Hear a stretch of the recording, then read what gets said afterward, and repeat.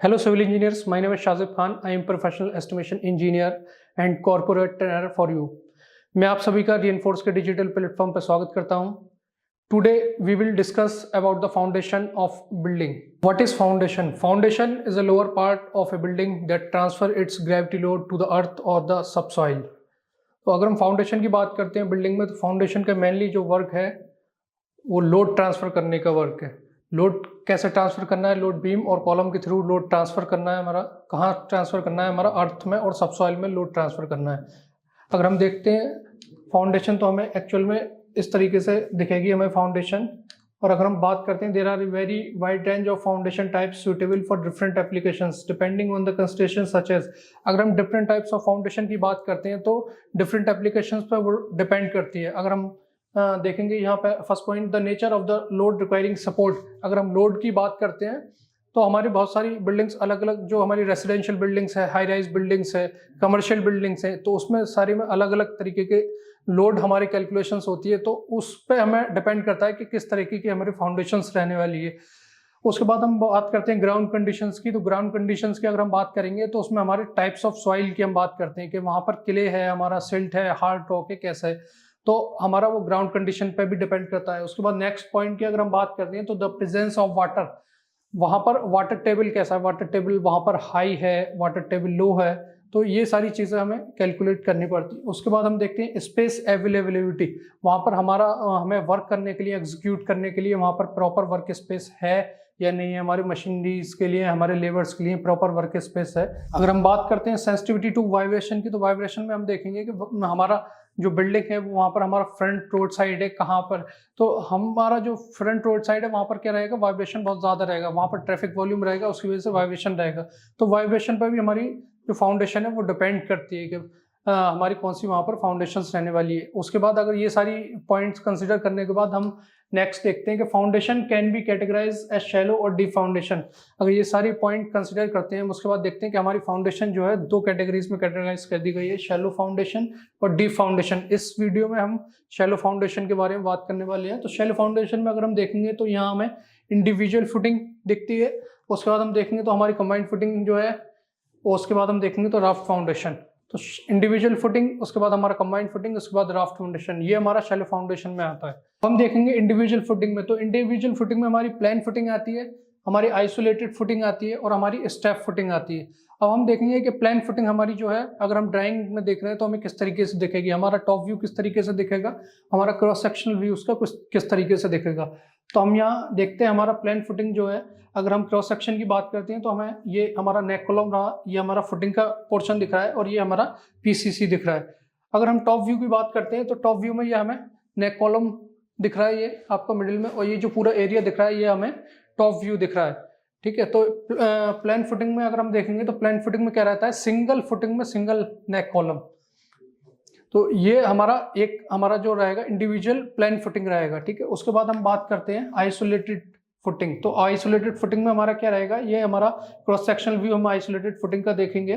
तो इसमें क्या रहेगा? जो हमारा फुटिंग का एरिया है वो हमारा टू पोर्शन में होगा. एक हमारा रेक्टेंगुलर स्क्वायर होगा और दूसरा जो हमारा पोर्शन दिख रहा है यहाँ आपको, वो आपका स्लोप पोर्शन रहेगा.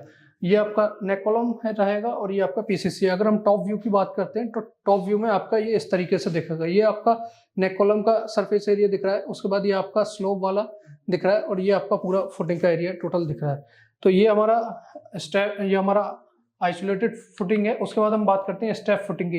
तो स्टेप फुटिंग क्या है? ये भी आपका ये कंबाइंड फुटिंग जो हमारी होती है, कंबाइंड फुटिंग का ही एक टाइप है ये स्टेप फुटिंग. तो इसमें हमारा जो दो अलग अलग फुटिंग है वो एक स्टेप बीम के थ्रू हमारी कनेक्ट कर दी जाती है. तो स्टेप बीम के थ्रू कनेक्ट कर दी जाती है. अगर आप देखेंगे तो ये कुछ इस तरीके से दिखेगा और ये आपका ये जो है ये स्टेप बीम है आपका.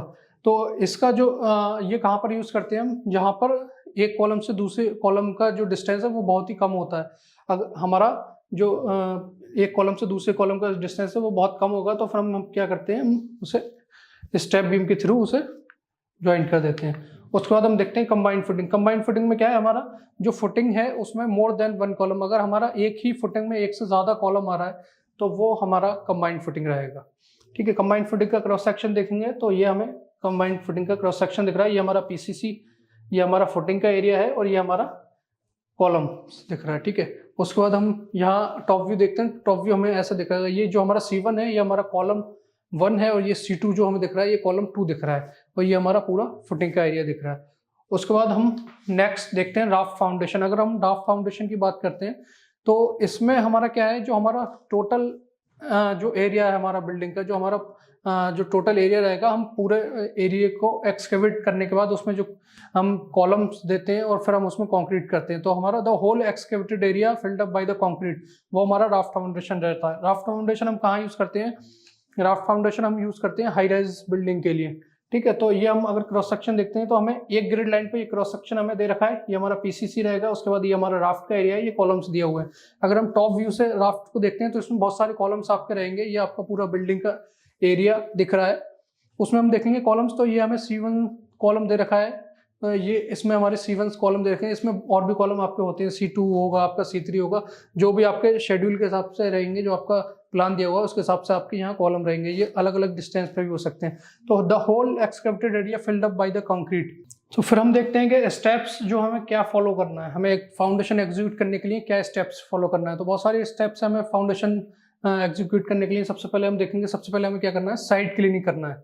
साइड क्लीनिंग करने के बाद हम क्या करते हैं, मार्किंग और लेआउट करते हैं। जो भी हमारे ड्राइंग से मार्किंग लेआउट रहेगा, तो इसमें आपका फुटिंग के लिए भी मार्किंग हो सकता है, आपका राफ्ट के लिए भी हो सकता है। तो हम मार्किंग लेआउट करते हैं। हमें मार्किंग लेआउट करना है कि कहाँ पर हमें एक्सकेवेशन करना है, हमारा जो प्लॉट लाइन्स हैं वो क्या है, हमें कैसे एक्सकेवेशन करना है। उसके बाद हम देखेंगे कि मार्किंग लेआउट करने के बाद हम एक्सकेवेशन करते हैं, हमारी रिक्वायर्ड डेप्थ क्या है, रिक्वायर्ड डेप्थ के हिसाब से हम एक्सकेवेशन करेंगे। एक्सकेवेशन वहाँ पर मैनुअली भी हो सकता है और मशीनरी से भी हो सकता है। उसके बाद हम देखते हैं कॉम्पैक्शन एंड सॉइल ड्रेसिंग। तो हमारा सॉइल ड्रेसिंग किया जाता है। सॉइल ड्रेसिंग क्यों किया जाता है? जब हम एक्सकेवेशन करते हैं, मैनुअली कर रहे हैं या हम एक्सकेवेटर से कर रहे हैं, तो जब हम एक्सकेवेशन करते हैं उसके बाद हमारा जो सरफेस है वो रफ रहता है, तो उसे एक स्मूथनेस देने के लिए हमारा पीसीसी बेड के लिए हम वहाँ पर सॉइल ड्रेसिंग करते हैं। सॉइल ड्रेसिंग के बाद हम पीसीसी करते हैं।